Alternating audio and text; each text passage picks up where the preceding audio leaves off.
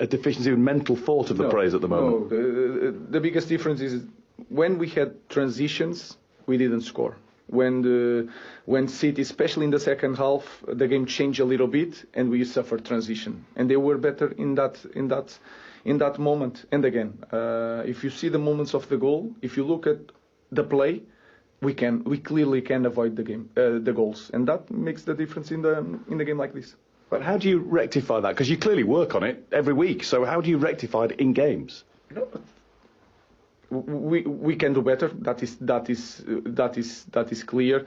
But again, transitions, the third goal, lack of quality in the connection. People doesn't know who is going to the ball, and then the guy is free to score. The first one, he is in the middle of four guys, and we can be more aggressive in that moment because we were near the ball.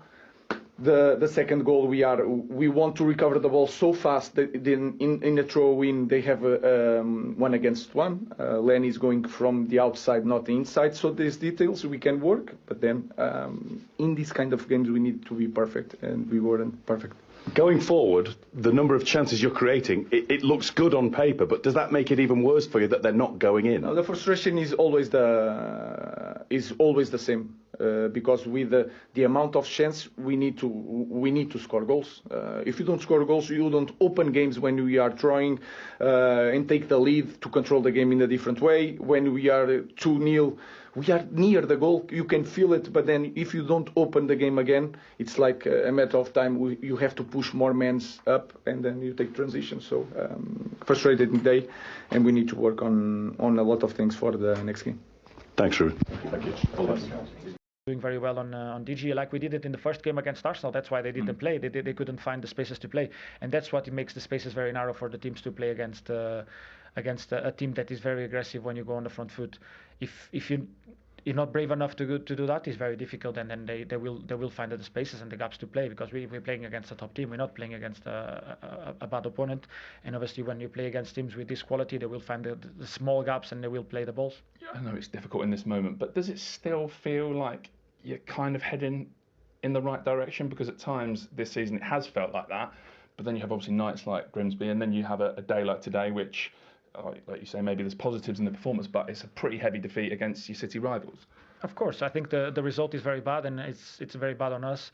But I think it's two ways of looking at this game, because I think the goals could have been avoided from our side. I think on the ball we were very, very positive. We were very brave. We were playing the ball forward. When we created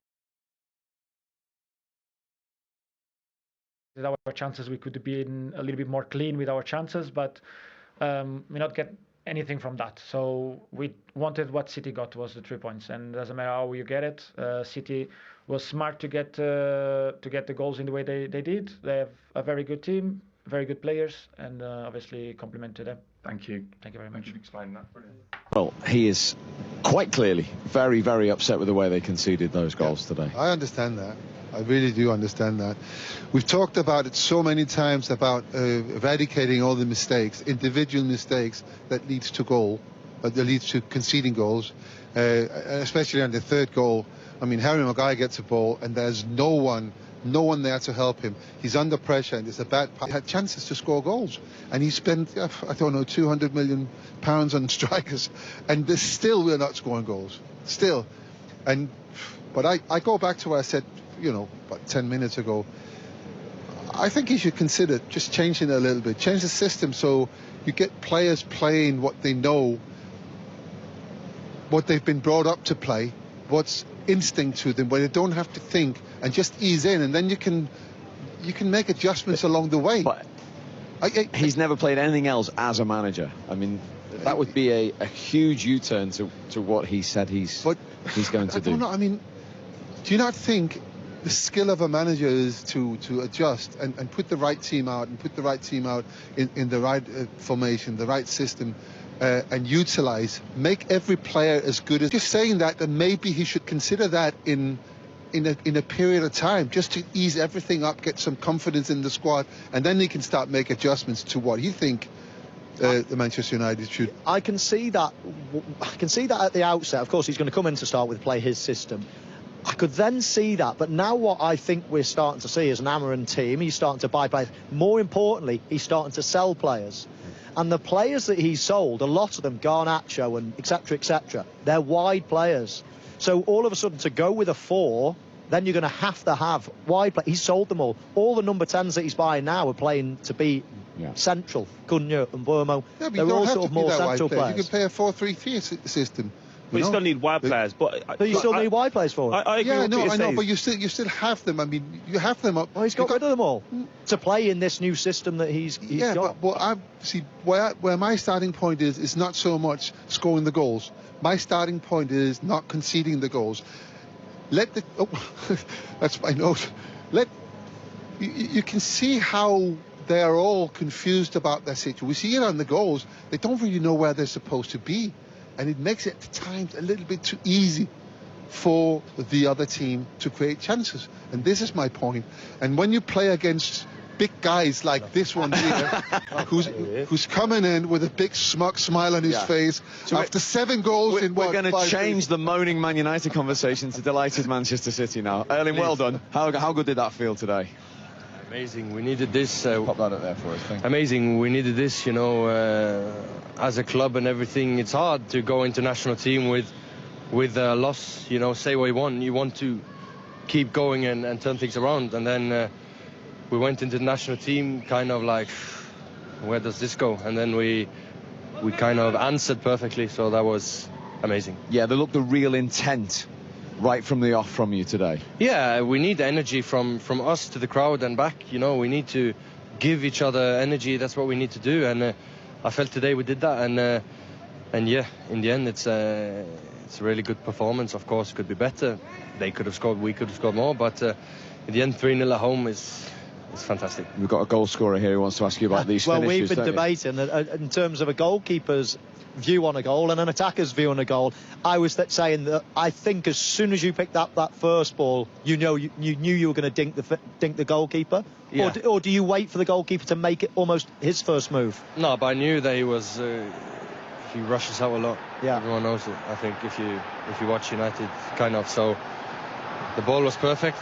It was perfect. You don't need to touch the ball. You just need to run with it and finish. That's the perfect ball. I call it Kevin De Bruyne pass. You know, you don't need to do anything. Just run. And yeah, it was a perfect finish. And for the second goal as well, you know, you've dinked one, you've slotted one. The only other option really is to go round the goalkeeper. It was a finish I hated doing. But at what point would you think what your finish is going to be here? Because your second touch. I love the way you just your second to last touch. Yeah, the second to last touch almost just opened it out for a different angle to finish it. Yeah, and I think I got a perfect. I actually could have gone past him because it's so far out. But I think it was a good finish, far corner. Perfect. That's enough. It's always a good finish when it goes in, isn't it? Yeah, exactly. So what am I saying? Since the change of coaching staff, have you been given more responsibility defensively? Because you seem to win a lot of headers in the own penalty box today as well. He's going back to defending when you kept the clean sheet. Exactly. No, it's set pieces. I think I should be there. I'm tall. I think I've got something to give also defensively and on the set pieces. And today Bruno hit my face, I think, my head 5 times, so I felt a bit dizzy in the end. So yeah, I mean, today we had a really tall squad. I think, you know, when you see in the back and everything, so felt really solid, you know, in the set pieces and everything. So that's a good thing. And is there a different setup now? There's Donnarumma in goal. Obviously, his presence is seen and obvious. Sorry, who? Have you got a different setup now defensively with set pieces with Donnarumma in goal? No, you know, we try, of course, to do best as we can. Against Brighton, we let in a goal in set piece, or we got a penalty against us, which isn't good enough. So you need to try to look where you can improve and where you can do things better, you know. Just finally, Erling, what does it feel like to score in this fixture? Because you love it. Nobody else has got more goals in a Manchester Derby Premier League fixture now. You're right up there. I mean, in this fixture when it matters the most, what's that adrenaline rush like when you do it in a win like today? No, it's amazing. Yeah, hey, you see Rooney and Aguero and me. Not bad, is it? Yeah, you could have been top had you not hit the post. How did that not go in? Oh yeah, I know. I got a bit bad touch. As we spoke about, I went past the keeper and it was a bit too far, and then I saw De Ligt came, so I tried to hit it, which was perfect. It went tunnel on him, past his feet, and it was irritating not to see it go in. But yeah, not to score against this club is special for me. Everyone knows it. Since my first goal here 3 years ago now, I think it's a special thing, and yeah, it's a good feeling. Good smile. Well done. Congratulations. Thanks for joining us. Appreciate it. Thank you. And as we mentioned, that fella has 50 Premier League goals in 50 Premier League games here at the Etihad, which is sensational, isn't it? I've said before, 1 in 2 used to be a great record. If anyone scored 1 in 2 back in the day, it was like, wow, what a striker. Now you've got to score in every game. Incredible. But he is so. Obviously, where we sat today, we're quite close to the pitch. Yeah. So you get a feeling of what it is that makes him special, which you don't get through a TV screen. He is.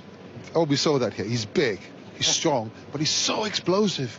It's incredible for such a big person to move that quickly over the first couple of yards. I mean, you were massively quick as well, but you are a little bit smaller, so you expect that, you know, him, and then the physicality. They can do anything. You see that in the second goal. They can pull in, they can do whatever, you know. He's just going to just keep them away and still have it under control. It's a good point, because I had to be quick to get away from people. He only has to be the same as everyone else, because as soon as he's equal, he can just hold them off, can't he?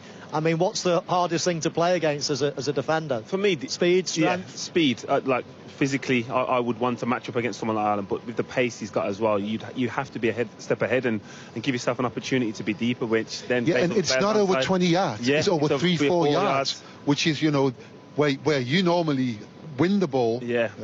It's difficult. Listen, he's world class. He's elite. He scores in every game. Well, a lot of tactical chat from Bruno Fernandes.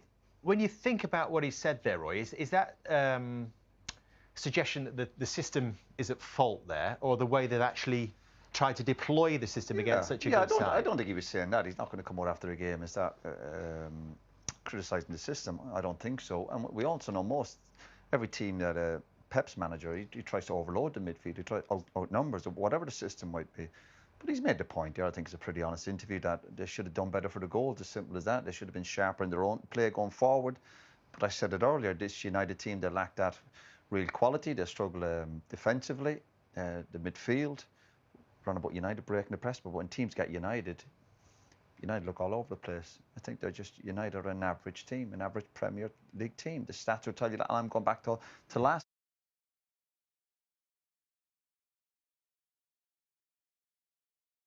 season as well.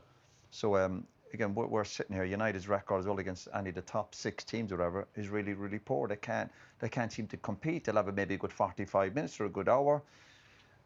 Bruno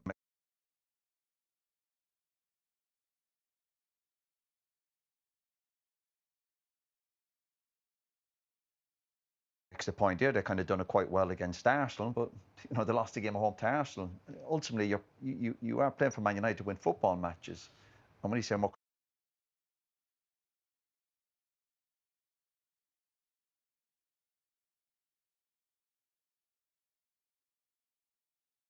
against quality teams, yeah, but that's part of the challenge.